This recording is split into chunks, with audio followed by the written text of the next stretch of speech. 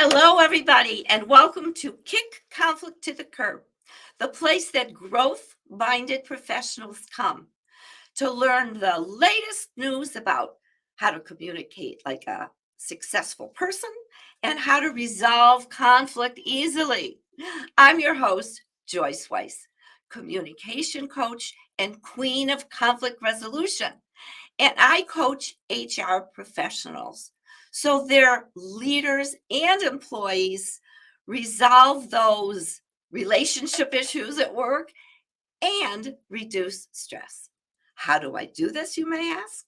Well, they transform from not knowing how to start that tough conversation all the way to feeling confident using their voice without losing their cool.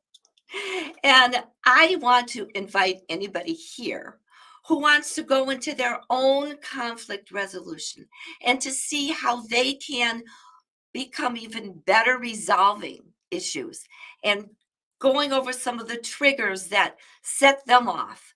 Because I'm now using a new assessment called the Conflict Dynamic Profile. And at the end of the program, you'll get all my information, and all you have to do is contact me. Well, back to the show. I invite thought provoking leaders so they can share either a conflict that they've resolved or ideas on how to keep employees happy. And I am thrilled that we have a super guest today who's going to talk to us about protecting ourselves from narcissists. I'd like you to meet our guest. Although it took many years as a dental assistant, receptionist, and office manager, Terrie Diem Miller is self-made. She went to Marygrove College in Detroit to get certified in operating room technology with oral surgeons. She worked her way up with business courses and experience to manage multiple practices in Michigan and Arizona. She's now a dental consultant and collection specialist. She has developed an in-house collection, a unique way of collecting and not having to share any returns with an outside collection agency. She also sets up collection systems and trains staff. Here's a fun fact about Terrie. She always loves a good laugh. Welcome to the show, Terrie Diem Miller. Hi, Joyce. Hi. Hi. Hi. And so you can even laugh, even though we're going to be talking about narcissists? Yes, I can, Joyce. Oh, I've good. lived with it for quite a while, so Oh, I good. can laugh about it. I cannot wait to get into this. So I'm going to start the show off with a quote from a book that you and I love called Will I Ever Be Good Enough? There was a little girl who had a little curl right in the middle of her forehead. And when she was good, she was criticized anyway.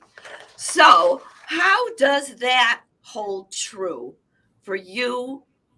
And we're going to talk about how it was having a mom who was a narcissist. How does that quote fit your situation? Well, it fits it because that's exactly how I grew up. I grew up being that little girl with a curl in the middle of my forehead, just looking good and being supposedly good. When I had a mother, though, that reminded me all the time that I was, not worthy of many things. She would bring me home things from a store, clothing or whatever, and tell me that she got it for me, but I didn't deserve it. So I think that's the key phrase, deserving it. I think back in my head, I always felt I didn't deserve to have, good things. I didn't deserve to be with people that were better than me. I was compared quite a bit growing up, and many things that, many of the people that I went to school with didn't even suspect, because I had this false bravado that allowed me to look always good, but inside there was always that feeling, that suppression, that, was I good enough? Many times I didn't go places or do things, not because I didn't want to, or not because, I didn't like the people that were involved, but because I didn't feel comfortable. So it was outside of my comfort zone. And instead of that, I made myself out to look like I was better than, rather than, because I really didn't understand what Mm-mm. these triggers were. I had no idea, you know, why I was acting in this fashion. And So I've got to ask you, because that was then, and then I know you went for therapy. right. What made you, and what you described, Terrie, the typical narcissist tendency for this personality disorder? I'm not saying you, I'm saying your mom. And what my viewers, you've got to understand, is if you even work with a narcissist, it depends where they are on the scale. I mean, Terrie's mom was obviously very typical. She was probably right in the probably higher up on the scale. Some of you may either work with a boss who's a narcissist, or you had a parent, and you may not be able to relate as much with Terrie's story. But lucky you, because the disorder, like I said, lower on the ladder. So when, I mean, we heard everything that happened to you when you were in school, and you believed her. Of course you believed her. So what was the turning point when you decided to get therapy? Well, I believed my mother, but I was also very angry with her. I really argued and rebelled against anything that she said, because there was a certain part of me that said, that just really can't be true. But I went through my life with this, back and forth feeling inside. And it wasn't until just before the pandemic, I had been in a job for 5 years. At that time, I had been in a job, and I kind of liked that job. I really enjoyed it. And there was a shift in management. And when the shift in management took place, I began to get that trigger again. I began to feel, I wasn't worthy of the job. I was too old for the job. I shouldn't be with the kids at the job. There was so many feelings that raced through me. And people thought, well, you've got a great job. It's a mile from your house. Why are you unhappy? And I had to figure, why am I unhappy? Can't I just overlook this? Can't I just keep on going and be with the kids? But they started to take away certain privileges. I couldn't be with the kids. So I had to stay in the office, and it just got worse. And so I sought out counsel. I went to a therapist, and I started to talk to her because I was getting to be very unhappy at what I was doing. And I didn't know why. Once again, I didn't know why I was so unhappy. I mean, I am probably a little bit old to be in camp, but nonetheless, I enjoyed it. Um, so I went to the counselor and I spoke to her for a while, and she obviously picked up on, what my triggers were, and gave me this book to read, Will I Ever Be Good Enough? And that's where it began, the enlightenment that I had lived with this feeling my entire life, and that I had to resolve things by going to an inner parent. I was parenting myself, more or less, because You're talking about when you were younger. when I You was still, younger, right? because I know this is amazing, folks, is that Terrie was unhappy. She's not an unhappy type person, but all of a sudden, right before the pandemic, something was triggering. What was the job? And you discovered the inner parent years ago when you were young.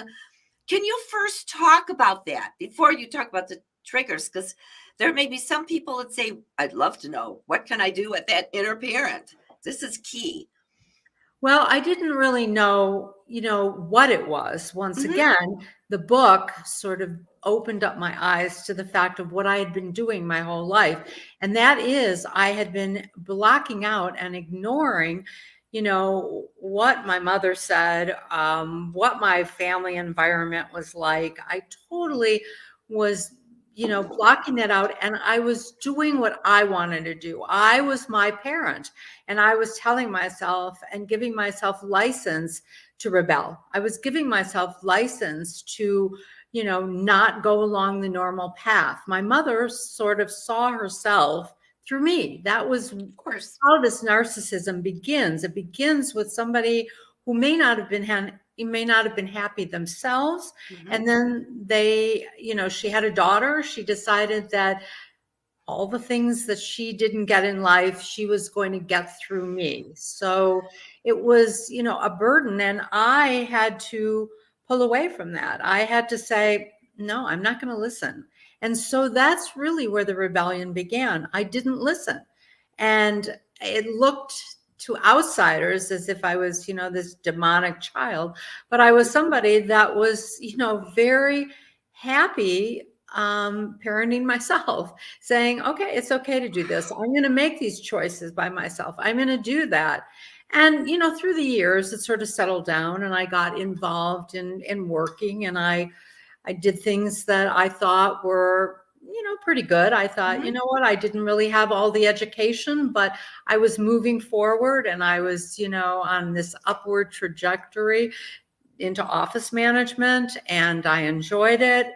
And when I moved to Arizona, I was on my own, and I felt, oh Mhm. my God, I can live on my own. I don't need the support of others. I mean, you always need the support of others. You Of course. always need, people, but I didn't need that type of support. I didn't need someone always telling me, you're doing a great job, you're doing this, you're doing that right. So I started to feel and get to be the person that I had hoped I would be in my Arizona years, because I was finally on my own. And I didn't do everything right, but I was moving forward, and I enjoyed my life until I decided to move back to Michigan, and it was an illness that brought me back, and I was happy to be with my friends and family.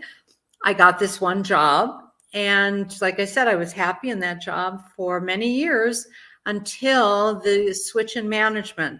And for people out there that work under those conditions, I can definitely understand how, that comes about. I mean, when management makes you feel you're not doing a good job, or you're not worthy of that job, or you're always thinking, you know what, I'm going to get fired today. I know they're going to let me go today. I know that's what's going to happen. It really impedes your work progress. I mean, it impedes the work you're doing, and it doesn't allow you to be the best that you can be at a job. And once again, that's why I had to go. Finally, I had to go and seek out, a Mhm.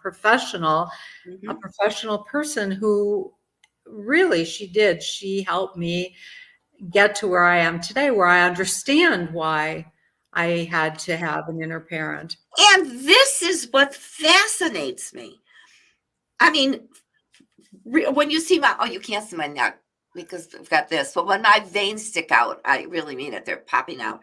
It really fascinates me that it's the trigger from your job when you were saying, "Oh my God, I'm too old. I can't do this." Whatever it is what you were saying, that, and then you became unhappy because you are a growth-minded person, Terrie Diem Miller. You knew that you had to do. You didn't know what. You didn't know what was wrong. Of course, we don't know what's wrong when we don't know that we had narcissists for moms. But this therapist or counselor really helped you, which is amazing that it took you all those years until just a couple years ago to really figure this out. So now, as we move forward, and there are people that are either watching us live or they will later, what advice do you have for the viewers who may have a narcissist as a mom, a father, a spouse, or even a boss? What are some of your gems, Terrie? Well, what I have learned is you have to follow that inner parent, and you have to say to yourself, even if you have to say it many, many times, you are good enough. And you are, because you may not do everything the way you're supposed to. You may not do what everyone wants you or expects of you, but you are good, and you are inherently, able to move forward and do a good job if you can block out what people think. It's not easy, and you struggle with it, and I still sometimes you struggle with it, but you have to continue to say, yes, I am worthy of that. I did make it, and I did make it. So I feel that, I am worthy. It took me a long time, but I do feel that other people who have either mothers, or other family members or bosses who try to make them feel insignificant or insecure, you just need to, either seek out help, because professional help sometimes helps you. Pick up the book, Will I Ever Be Good Enough, and read it, and know that, you really are good enough, and that there are so many people out there that have the same situation that you have. And if it happens to be a mom, you can, some people I know worked really, really hard to make their mother, like them or believe they're worthy, and they just did everything they possibly could. But I went the other route. I just, I said no. I'm not going to do what she wants, and I mean, it hurt me sometimes, but I was my own person, and I made these choices, and I have now learned to grow and accept those choices and be proud of those choices, because in the end, I'm here today talking about it and feeling good about myself. So whether I made good or bad choices, I persevered. And I think that everyone Absolutely. out there needs to learn to persevere, find their own, way of feeling good about themselves. Keep those feelings in your mind and keep persevering, because you will get there. You really will. Oh my gosh. And such great advice. And like you said, you're still working on yourself. Oh, wow. Yes. I mean, you grew up with that imposter syndrome. Well, I've had many guests, and in January, I'm going to have Diane Bogino back, and because we're going to talk about that again. But between the imposter syndrome of working through that, no, no, no. I really do have skills. I'm really a good person. And just get that thought. And you've got to prove to yourself that whether you look at your resume, like your resume, I've seen it, it's very impressive. Whether you look at your resume, whether you just start thinking of all the good things that you do, then you break away from that. And you said, Terrie, and this is what I want to talk about just for a moment, is the triggers still happen.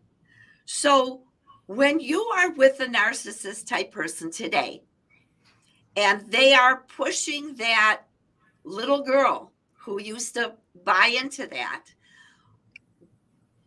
how do you handle those triggers? I laugh a lot. I don't let them get me as much as they used to. I really don't. Every once in a while, I fall off and I go down into that little hole. But for the most part, I try not to. I try to divert the subject. If I try to gain control, and I do a lot of laughing about it. I mean, if someone tries to make me feel insignificant, I laugh about it. I don't laugh about it in the way that that it's ridiculous.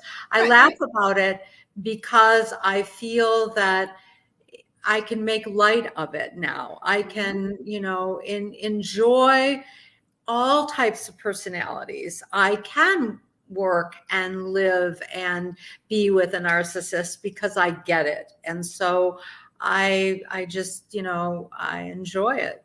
I'm That's trying to great. enjoy life, and and that's just how I've been doing it. And knowing, what these triggers are can help you, because once they show themselves, okay, this is this is what I have to do. This is Yes. what, needs to be done in order to get back on track. And you do. Well, some do, you do, you do. And hopefully people who are watching this do. And you can. And I know one of my triggers, and I'm not going to talk about the whole thing because that would be another whole show, which maybe I'll do if a guest doesn't show up, is one of my triggers is when I don't feel heard. Now, in the past, I used to say, sarcasm, or before I became the queen of conflict resolution, I didn't have the skills. And I fell into the, hey, you're not hearing me, and like a little victim. Now, it's like what you're saying. You laugh. I say, oh, yeah, I feel heard. Maybe I just need to say it in a different way. Or maybe I'm being judgmental. Or maybe that other person doesn't feel heard. But there's no doubt now, that's all I'm about as a coach, Terrie, is helping people feel heard. And those triggers that you and I keep on bringing up are parts of our body that we have to listen to those triggers and figure out, what do I have to do to overcome them so I don't react when I was a small child or before therapy. Right. Does that Well, make sense to you? it does. And an Okay. important thing to know about a narcissist is they don't know that they're a narcissist. Mm, They really don't know it. That's the key yes. to your getting around it. You know Yes. it because Yes. you have learned about it.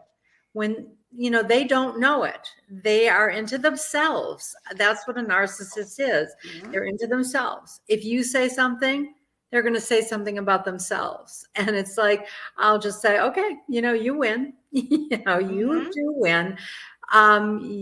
You're more hurt than I am, or you're, more sick than I am, or you just have to realize that they don't get it because they don't know it. Mhm. They are in it. Mhm.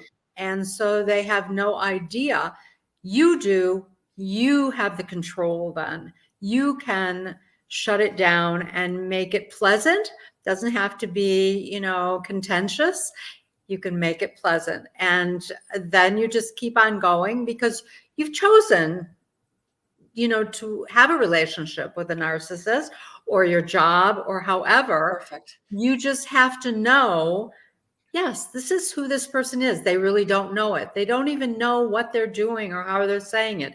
You do. You have the control. You can turn the entire picture around and make it work in your, for your benefit. And that's protecting yourself.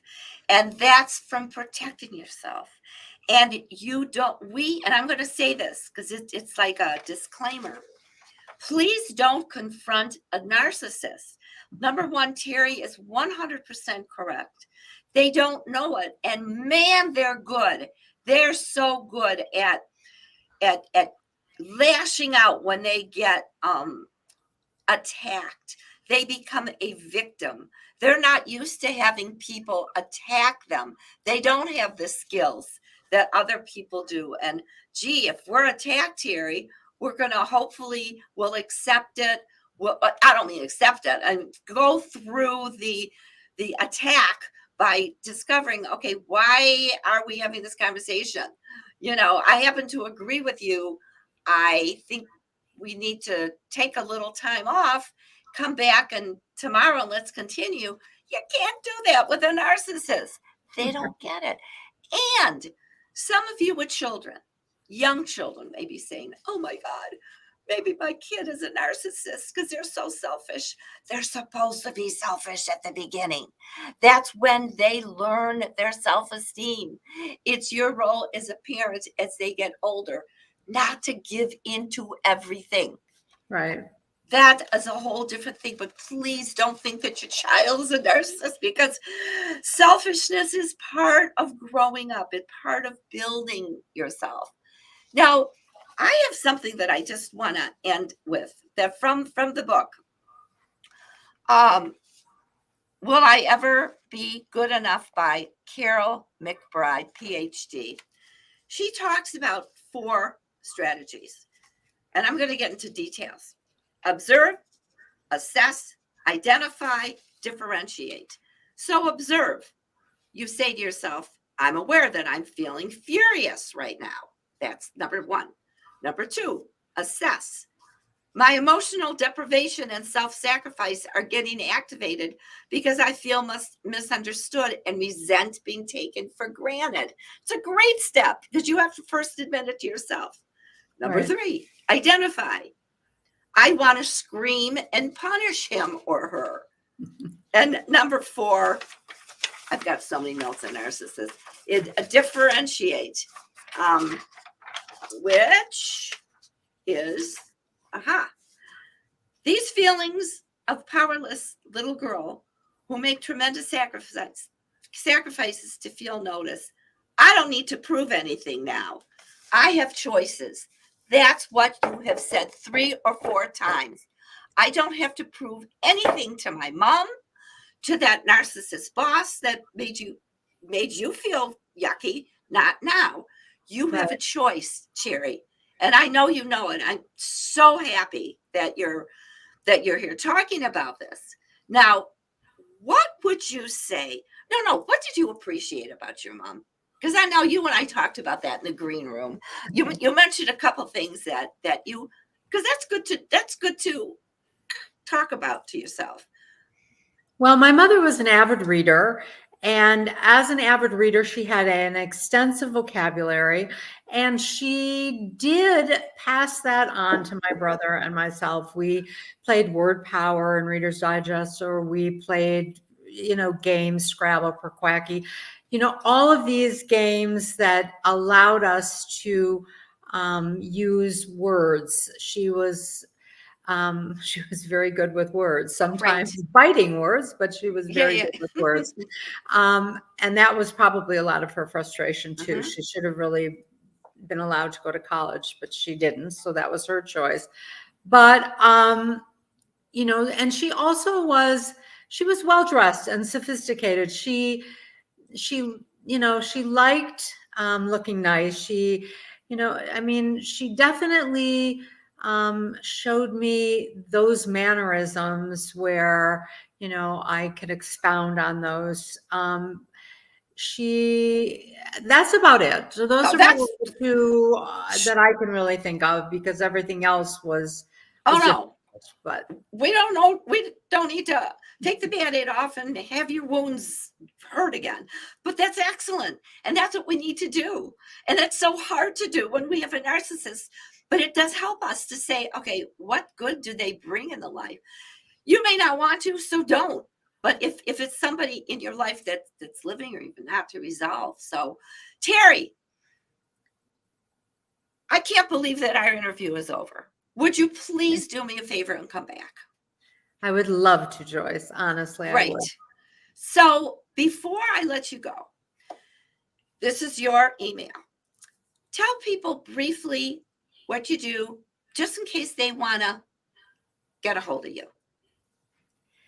Well, what I do now is I've been working remote for various dental practices, and I work with their accounts receivables. Some of them are dentists who want to sell their practice and need to have their receivables looked at. I also do a lot of insurance work. I do narratives. I try to get the dentist paid. I try to look back on old collections and see what's resolvable. I do have an in-house collection agency that I actually am that agency, and I work with people, help them, go on payment plans and other things so that they can get their dental bills paid in a timely manner, and the dentist doesn't have to share any of that. It all goes back into, so therefore they can give a discount possibly and say, if you can pay the bill today, you can get a 10% discount and so forth. So there are ways, to get their accounts receivables looking healthy again, if they had that problem. Past due insurances that don't get collected on because people don't, look into them in a timely manner. these are things that I do for dental offices and Oh, enjoy that's doing. perfect. Oh, such a great service. And she's sharing her email. There it is, amelia.miller2905@gmail.com. Well, Terrie, we talked about that little girl with the curl who never got approval. Man, you've broke through the narcissist, Fran, and it's been a pleasure, and I look forward to having you. Would you please come back? I will. Thank you, Thank Joy. you. Thank you. Thank you. Okay. So I hope you enjoyed yourself as much as I did. I mean, this interview just went boom like that. So I am going to put all my information down there that if you want to reach me and you want to connect to find out either about group coaching or individual coaching and all my programs, they will fit anybody's budget and time schedule. Most important about that time schedule. All you have to do is send me an email, joyce@joyceweiss.com. Call me, 248-681-5831. For sure, connect with me on LinkedIn. LinkedIn.com/njoyceweiss. And subscribe to my YouTube channel. I have over 200 videos, either interviews like this with Terrie or dealing with bullies, narcissists, and the light side, how to keep your employees happy.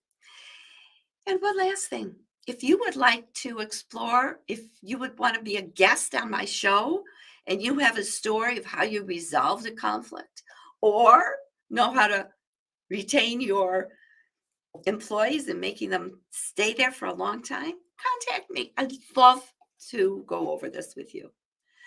Well, I'm your host, Joyce Weiss. I'm going to end my show like I do every blog and article. Remember, you get what you tolerate. Thanks so much for watching. Until next time.